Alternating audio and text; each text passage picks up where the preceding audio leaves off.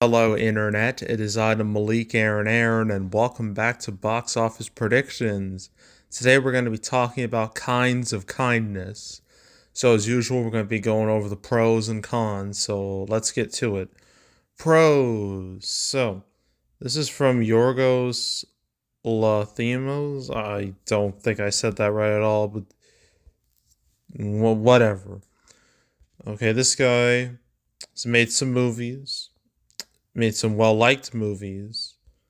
You got Lobster. I don't know about killing a sacred deer, but I know The Favorite. That became was like a big old Oscar movie. And then just last year, literally like 7 months ago, he made Poor Things, and that became the biggest hit of his career. It was big Oscar movie, and Emma Stone, who starred in it, won her second Oscar because of that movie. So yeah, Poor Things is a pretty solid reputation, even though I was a little worried about its commercial potential because it looked very strange. I thought, is this a little too strange for like the mainstream audience, like the casual moviegoer, if you will? But I guess not. Now here she is reuniting with Yorgos again, and this isn't even their last collaboration. So this feels like a Martin Scorsese and Leonardo DiCaprio, or like a Tim Burton Johnny Depp, like that type of like actor director combo. That's what it feels like to me. Or they just really like working together, Could be that too. Yeah, the director has made some notable movies. His last movie was a big hit, awards wise and box office wise. So yeah, that's obviously a pro. Another pro is that the cast here, we got some notable players. We got Emma Stone, who I literally just talked about, but now we're going into more detail. Emma Stone, she's been around ever since Superbad in 2007. Like Superbad, House Bunny, where she wasn't like a main character in the main character. That was mainly the Anna Faris show. Zombieland. She was in Marmaduke. She probably voiced in Marmaduke. I don't remember that at all. Easy A. That was all Emma Stone. That was a nice little hit for her. There's Friends with Benefits. Well, she was. I think she was like basically an extended cameo on that one. Crazy Stupid Love, The Help, Amazing Spider-Man, Gangster Squad. I guess Movie 43. She was in. I forgot. Movie 43. That's a movie that deserves to be forgotten by forever. But it existed, and we're all worse for it. Amazing Spider-Man 2, just gonna move past that one. This Birdman, Aloha, we're gonna ignore that. La La Land, that's where Emma Stone won her first Oscar. Is that? Oh, so this is actually her fourth collaboration with Yorgos. Okay, I thought it was three, but it's actually four. So yeah, The Favorite, Zombieland 2, Double Tap. There's Cruella, which I know it had to deal with circumstances with Disney Plus and COVID and all that. And then Poor Things. So now we're here. So Emma Stone's obviously very well known. Everyone knows who she is. She's been in some hit movies, enough hit movies that way I can say she's not box office poison. But that's not the only person we're gonna be talking about. We also got who else? Jesse Plemons. This dude, okay. He is very much like a supporting player, but I see him everywhere. like like when you see him, like you can't unsee him.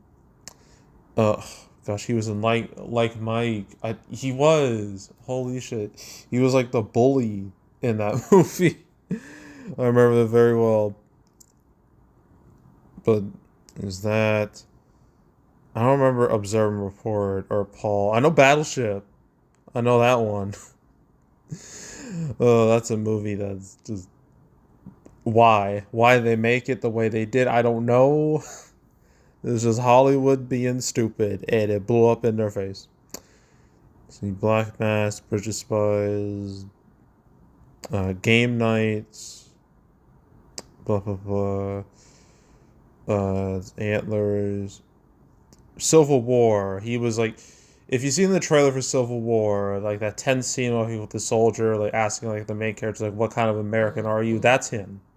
Okay, so only in there for like real that one scene, but it was a very memorable scene. That's why they put it in the trailer.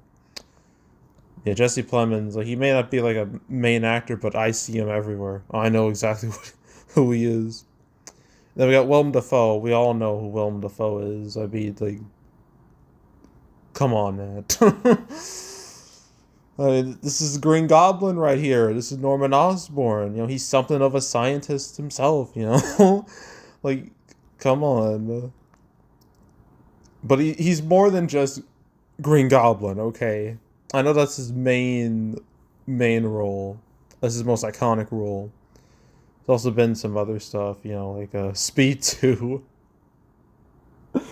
Oh no, he was the main villain in Speed 2. That was a bad movie right there. An all-time bad movie. It's that American. He was an American Psycho, but not for much. Besides, that was the Christian Bale. That was the Christian Bale show. Spider-Man, yep. And then Spider-Man 2 and 3 are basically just cameos. Where he's basically, telling Harry, you gotta finish what I started. And kill Spider-Man and all that. Yeah. He was in Once Upon a Time in Mexico. I've never seen the movie, but that just sounds really weird to me. um, let's see. Apparently, he also voiced in Finding Nemo. Triple X State of the Union. We're just gonna skip past that. There's Aviator. There's blah blah blah. Antichrist. That is a super controversial flick that I've yet to see. I don't know if I really want to see it. I don't know if I really want to go through a movie like that from what I've heard about it.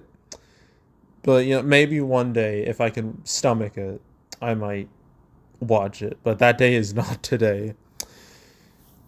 What else do we have? Anything significant? John Carter. We're moving on. It's Fault in Our Stars. It's John Wick. Gosh, there's so much here. A lot of this is like voiceover stuff. It's not like, you know, using like in the flesh. Aquaman, he's very much in the flesh in that one. So Aquaman, The Lighthouse, Mother's Brooklyn. No one even remembers that one. No Way Home, where it was Green Goblin again. Northman, Asteroid City. He's done quite a few Wes Anderson flicks. Poor Things, Boy and the Heron. That was animated. That was a voiceover. Beetlejuice, that's yet to release, and Nosferatu, that's yet to release too. But he was able to say Nosferatu, so he had like the big line in the trailer. Yeah, Willem Dafoe, everyone knows who he is, either through his movies or through memes. Like we all know who Willem Dafoe is. Who else do we got? Margaret Qualley. I'm trying to remember. Like, is everyone from Poor Things just in Kinds of Kindness? It feels that way. that's what I'm thinking. I mean, apparently she was just in Drive Away Dolls, a movie that no one remembers, even though it came out like in February. Yeah, nothing really here to mention. Hogchild, who is that? Anyone I would recognize? Was she in? Yeah, I think she was. Yeah, she was in Downsizing. That was a weird movie. Artemis Fowl. Oh my god, I have not thought about that movie in years. Oh, that's a movie that deserved to get dumped on Disney Plus. Nothing else really here to know what's. A lot of these actors, like supporting actors, are not like main, players or anything. Joe Alwyn, who is that? I don't know. The Favorite. There's another Yorgos movie. Billy, no one even remembers that. No one even watched it. Literally, nobody watched it in theaters.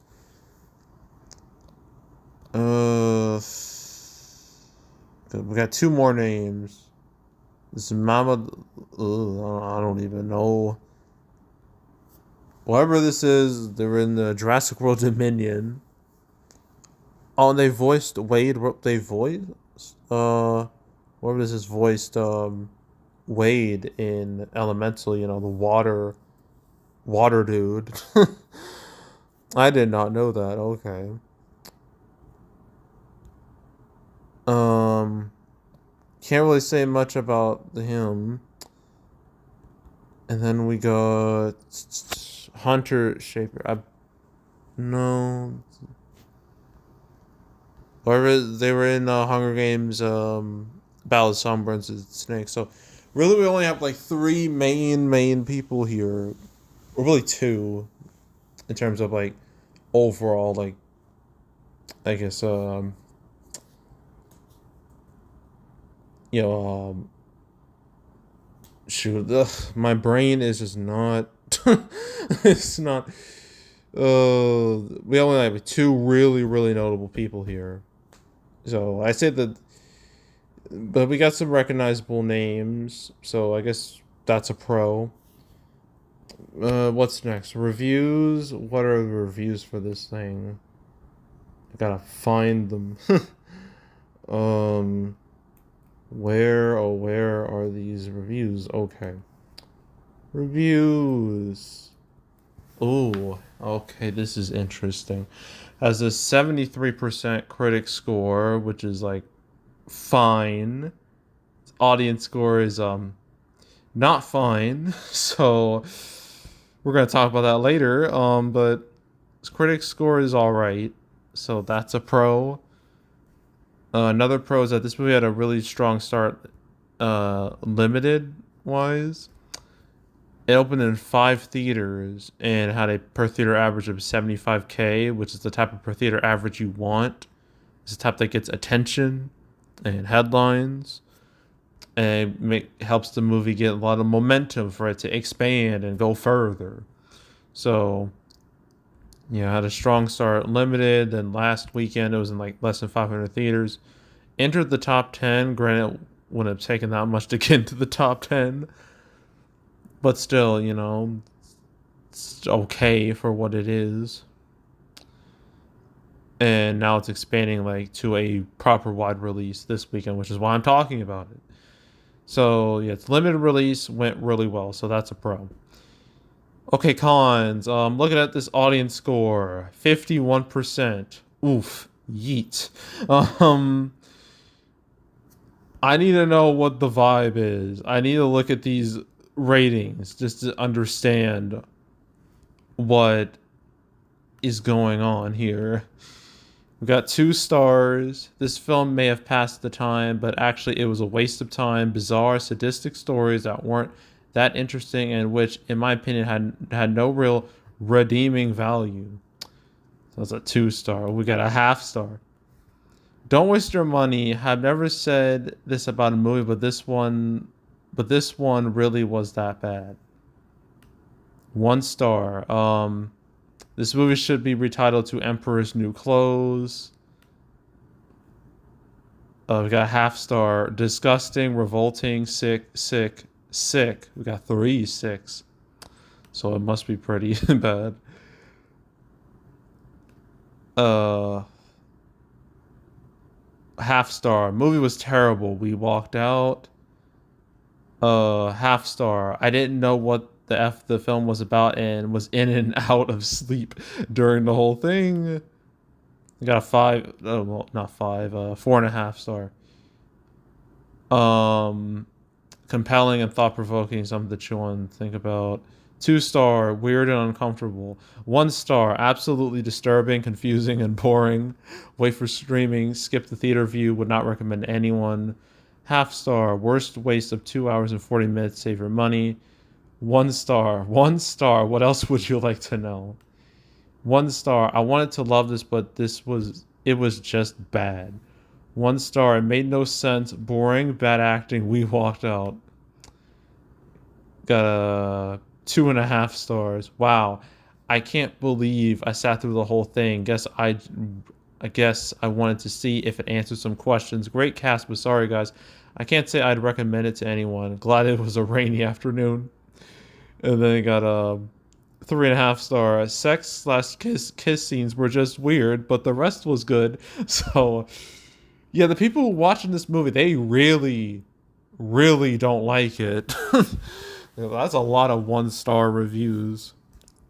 So the audience reaction is pretty shit, and that can really kill a movie's momentum. So yeah, terrible audience reaction. That's a con, obviously. Another con is that when it comes to like it's advertising wise, when it comes to like marketing wise, no one's really talking about this movie that much. It doesn't have much momentum going for it. I haven't seen like any ads whatsoever. So that's a con. Another con is that's 4th of July, yeah. But well, first of all, 4th of July is already passed. And this movie's being surrounded by like much bigger movies, more audience friendly movies like Despicable Me 4 and Inside Out 2 and Quiet Place Day 1. Those three. But really Despicable Me 2, no, Despicable Me 4 and Inside Out 2. Those are the two that are like head and shoulders above everything else. So dealing with all those big movies, a lot of these smaller movies are going to get, crushed. And I'm not surprised. I wouldn't be surprised if this would be one of them. So yeah, dealing with big movies, that's a con. And I think that's it. Yeah, I'm pretty sure that's it. So, opening weekend. I mean, looking at what it did last weekend, in like 1.5 and like 400 theaters. It's supposed to be like a 900. I'm not saying this box office is gonna double, but I don't know. I'm gonna say 1 to 2 million. I think maybe 1 to 3 million. Let's go with that. 1 to 3 million opening weekend, and its total.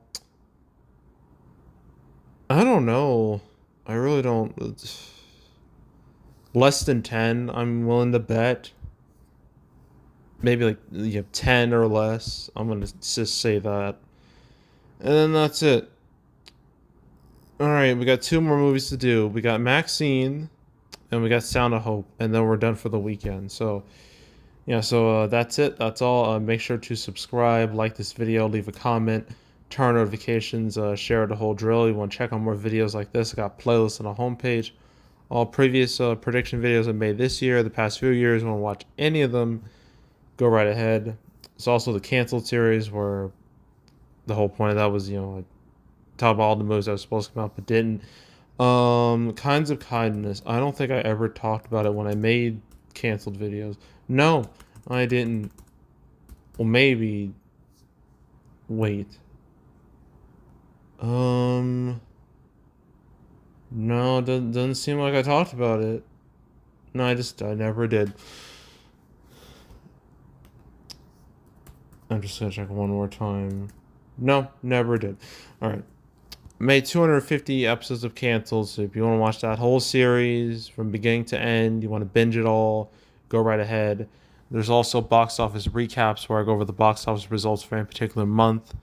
June recap will be next week, so stay tuned for that. But if you want to watch any of the past recap videos I made on the channel, you can go right ahead. And yeah, that's it. That's all. I am out. Goodbye.